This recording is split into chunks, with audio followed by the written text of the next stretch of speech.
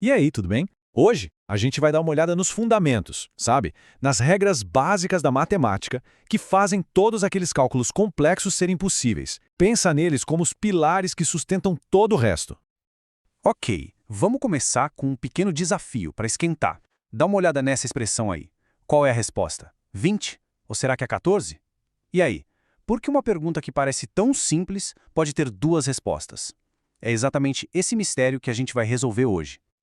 Então, esse aqui é o nosso roteiro. A gente vai entender essa confusão, conhecer as operações que são mais flexíveis e as que são mais rígidas, aprender a regra de ouro e, claro, no final, resolver o nosso problema lá do início. Primeiro de tudo, por que isso importa? Bom, sem um sistema de regras que todo mundo concorde, as contas seriam como frases sem gramática. Cada um ia interpretar de um jeito, o que levaria a resultados totalmente diferentes. Uma bagunça. As regras criam uma linguagem universal. Agora, vamos conhecer as operações mais, digamos, de boa.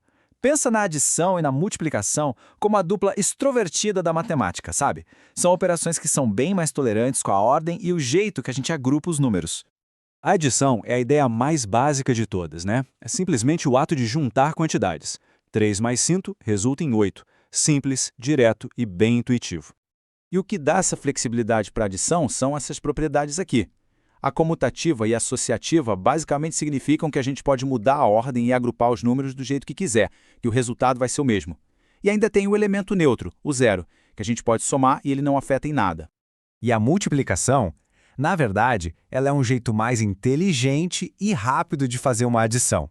3 vezes 4 é a mesma coisa que somar o número 3 4 vezes. É uma baita otimização.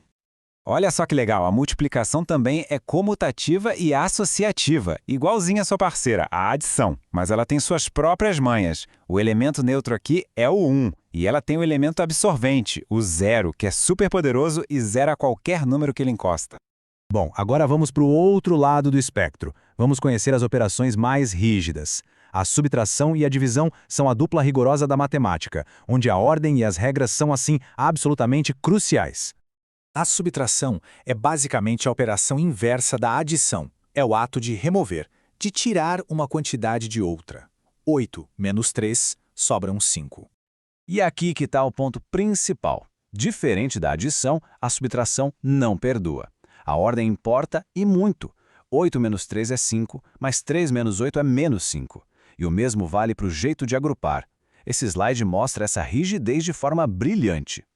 A divisão segue uma lógica bem parecida. Ela representa o ato de repartir um todo em partes perfeitamente iguais. Se a gente divide 12 em 3 grupos, cada grupo vai ter 4. E assim como a subtração, a divisão é super rigorosa. Não é comutativa nem associativa. E tem mais. Ela tem uma regra de ouro que não pode ser quebrada de jeito nenhum. A divisão por zero é simplesmente impossível. É um resultado indefinido na matemática. Essa tabela deixa tudo bem claro. De um lado, as operações flexíveis, do outro, as rígidas. É essa diferença que nos obriga a ter uma regra para quando elas se encontram na mesma conta. Então, como é que todas essas operações funcionam juntas na mesma expressão?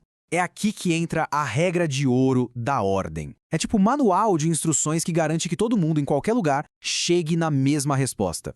A hierarquia é essa e tem que ser seguida à risca. Primeiro, o que está dentro dos parênteses. Depois, potências e raízes. Em terceiro, multiplicação e divisão, na ordem que aparecerem.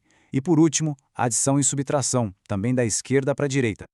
Com esse conhecimento todo, agora a gente está pronto. Chegou a hora de voltar para o nosso problema inicial e usar a ordem de precedência para desvendar aquele mistério e achar a única resposta certa. Olha ele aí de novo, 2 mais 3 vezes 4. Antes, parecia ambíguo. Agora, a gente tem um caminho claro para seguir. Seguindo as nossas regras, a gente olha para a expressão. Tem uma adição e uma multiplicação. A regra de ouro diz que a multiplicação vem primeiro. Então, a gente calcula 3 vezes 4, que é igual a 12. A expressão agora ficou bem simples. 2 mais 12. Com uma operação só sobrando, o passo final é só somar.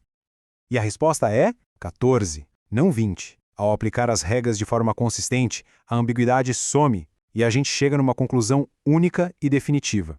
E isso nos leva à grande conclusão desta análise. Essas regras não são aleatórias. Elas são a gramática da matemática. A estrutura que garante que a comunicação através dos números seja precisa, clara e universal. Para terminar, fica uma reflexão. Essas regras podem parecer meio abstratas, mas onde, no mundo real, errar a ordem das operações poderia causar um problemão? Pensa só, numa planilha de orçamento, num cálculo de engenharia ou até mesmo ao seguir uma receita. A ordem importa muito mais do que a gente imagina. Valeu por acompanhar!